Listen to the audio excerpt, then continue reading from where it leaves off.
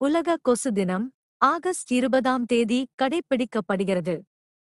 1897ஆம் ஆண்டு sir Ronald Ross அவர்கள் கொசுக்கள் மலேரியா நோய் கிருமியை பரப்புகின்றன என்று கண்டுபிடித்தார்.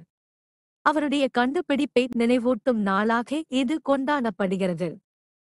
இந்த நாள் malaria, dengue, chikungunya, Zika virus போன்ற கொசு மூலம் பரவும் நோய்களின் அபாயத்தை நினைவூட்டுகிறது.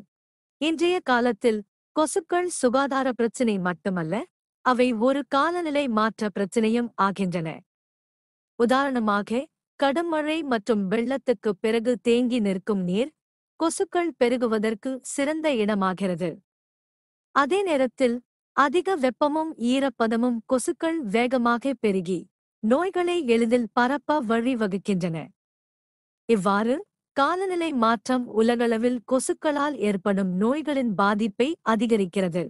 அதனால் இந்த உலக கொசு தினத்தில் நாம் கொசுக்களில் இருந்து நம்மை பாதுகாப்பது என்பது காலநிலையையும் பாதுகாப்பதாகும்.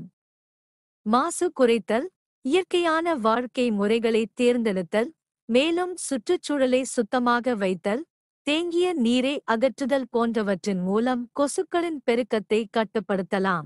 அனைவரும் சேர்ந்து விழிப்புணர்வுடன் செயல்பட்டால் காலநிலை மாற்றத்தின் தாக்கத்தை குறைத்து ஆரோக்கியமான வாழ்க்கையை உருவாக்குவோம்.